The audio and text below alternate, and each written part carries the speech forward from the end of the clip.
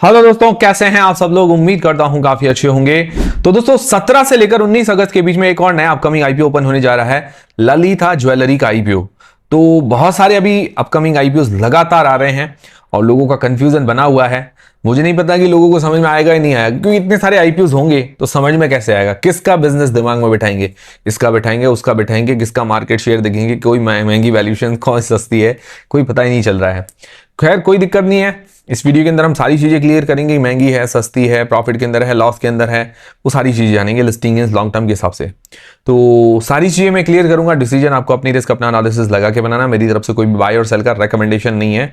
और Telegram, Instagram, WhatsApp, Facebook सबकी link description के अंदर है, ज्वाइन कर लीजिए ताकि छोटा मोटा अपडेट जानकारी मिलती रहे। तो सबसे पहली चीज जो जीएमबी ग्रे मार्केट का प्रीमियम वो लगभग 10% के आसपास बता रहा है। मान के चले 20 रुपए पर शेयर के आसपास इसकी जीएमबी मान के चल सकते हैं। डिमांड तो अभी ठीक है, बाकी देखते हैं आगे क्या होता है। जो भी डिमांड वगैरह आएगी एग्जैक्टली हम आपको अपडेट करते रहेंगे। एंकर लिस्ट आना बाकी है, उसके बारे में भी अपडेट मिल जाएगा। फिर जानते हैं इस कंपनी की डिटेल्स के बारे में, मतलब ये कंपनी काम क्या करती है। तो देखिए सिंपल भाषा में आपको समझा देता हूं। ललिता ज्वेलरी जो है इसकी ज्वेलरी की शोरूम है, मतलब रिटेल ज्वेलरी शोरूम जो होते हैं जहां पर गोल्ड सिल्वर के जो भी ज्वेलरीज होती है वो सेल करती है, सिंपल। ठीक है, इसमें ज्यादातर जो इसका रेवेन्यू जनरेट होता है गोल्ड ज्वेलरी से ही आता है। FY26 तक इसके 61 स्टोर्स हैं 51 सिटीज के अंदर, और ज्यादातर साउथ इंडिया के अंदर ही है। तमिलनाडु, आंध्र प्रदेश, कर्नाटका, तेलंगाना और पांडिचेरी यहां पर है। और कंपनी के पास 2 मैन्युफैक्चरिंग फैसिलिटी है, मतलब मैन्युफैक्चरिंग वही जिनके गोदाउन वगैरह होंगे जहां पर कारीगर काम करते होंगे। प्रोडक्ट वाइज अगर रेवेन्यू की बात करें तो गोल्ड ज्वेलरी से लगभग 92.3% का रेवेन्यू है FY26 के अंदर। सिल्वर से लगभग 6.6% जैसा रेवेन्यू है। अदर कोई जैसे डायमंड ज्वेलरी वगैरह वहां से 1% का रेवेन्यू जनरेट होता है। ठीक है, ज्यादातर गोल्ड ही सेल होता है, आपको पता है इंडिया के अंदर यही होता है। ओवरऑल अगर इसका मार्केट शेयर देखें तो साउथ इंडिया के अंदर इसका काफी बड़ा मार्केट शेयर है। एक्जैक्टली तो देखिए कहीं पर मेंशन नहीं किया हुआ है, बट इसका काफी अच्छा मार्केट शेयर है साउथ इंडिया के अंदर। Overall Indian James and jewellery के अंदर 1.94% जैसा इसका मार्केट शेयर है। साउथ इंडिया के ज्वेलरी मार्केट के अंदर इसका 4.97% जैसा मार्केट शेयर है। ऑर्गेनाइज ज्वेलरी मार्केट अगर इंडिया का देखें वहां पर 5% के आसपास का मार्केट शेयर है। और वहीं अगर कंपेयर करें तनिष्क वगैरह, उनका लगभग 7-8% जैसा मार्केट शेयर है। तो ओवरऑल ये साउथ इंडिया के अंदर थोड़ा ज्यादा चर्चित और जाना माना नाम है। इंडिया अब नॉर्थ इंडिया में देखेंगे तो दूसरे कई नाम देखने को मिलेंगे, नॉर्थ इंडिया के अंदर इतना ज्यादा चर्चे के अंदर नहीं है। इनकॉर्पोरेशन 1985 के अंदर हुआ था, लगभग 41 ईयर्स हो गए हैं अपने सेक्टर के अंदर, अच्छी बात है। ओवरऑल ये काम अच्छा है, ज्वेलरी वाला हमेशा डिमांडिंग रहती है, प्रॉफिटेबल बिजनेस है।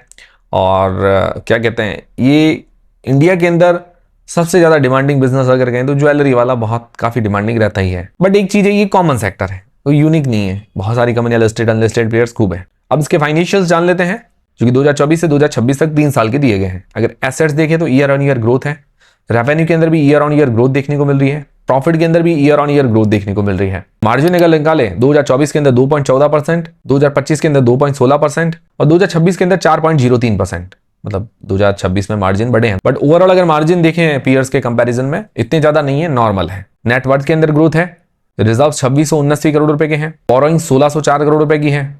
और बोरोइंग मतलब डेट टू इक्विटी रेशियो अगर निकाले 0.53 का निकल कर आता है, जो कि देखा जाए तो ज्यादा ही है, इतना कम भी नहीं है और हाई रिस्क में नहीं है। चलिए, बाकी रिजर्व्स वगैरह है इसके बाद में, ये अच्छी बात है।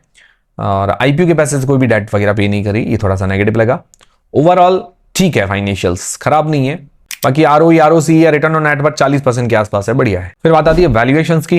अगर रेवेन्यू वाइज देखें तो टाइटन, कल्याण ज्वेलर्स के बाद अगर देखा जाए, अगर पीयर्स जो उसने मेंशन किए उसमें तीसरे नंबर की कंपनी है, 25,000 करोड़ रुपए का इसका रेवेन्यू है। बाकी कल्याण ज्वेलर्स का 35,000 करोड़ रुपए के आसपास का है, टाइटन का 87,500 करोड़ रुपए का है। टाइटन के पास तो और अदर सेगमेंट भी है, वॉच वगैरह वो सब भी है। तो उस हिसाब से देखा जाए काफी बड़ी कंपनी है। इसका पी 9.95 का है और अदर प्लेयर्स का पी है 7.12 से लेकर 85.25 के बीच में।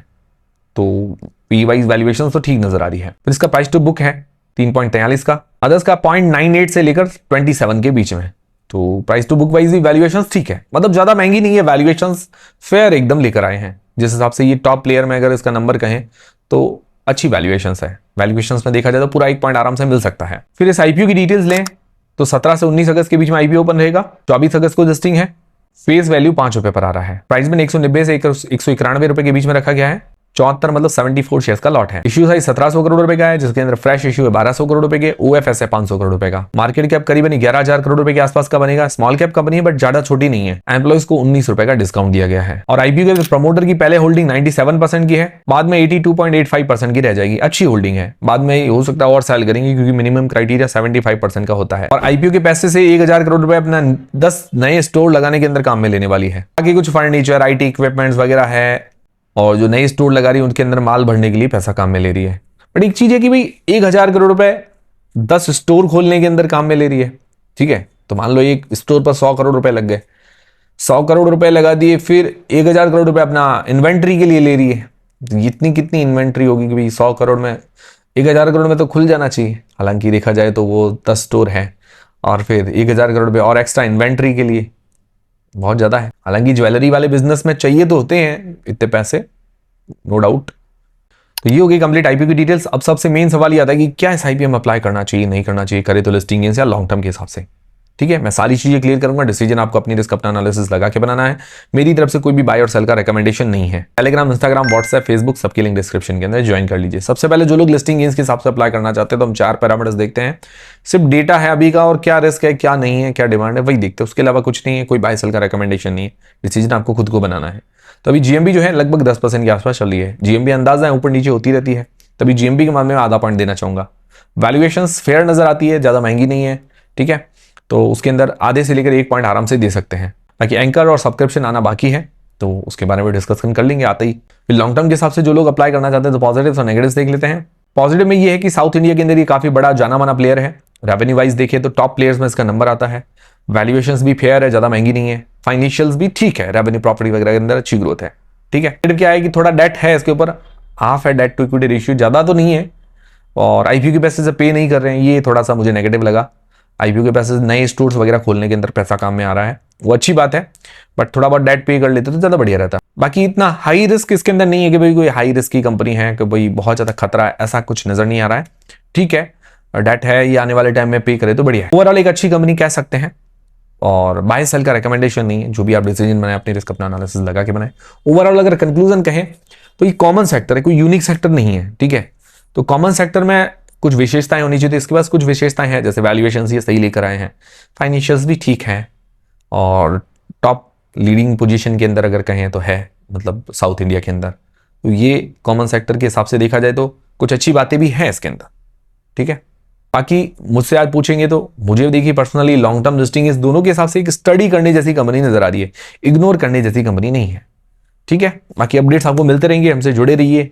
वीडियो अगर हेल्पफुल लगा तो लाइक करें, कमेंट करें, हाई बटन दबाएं और दोस्तों के साथ शेयर करें। मिलते हैं अगले वीडियो के अंदर।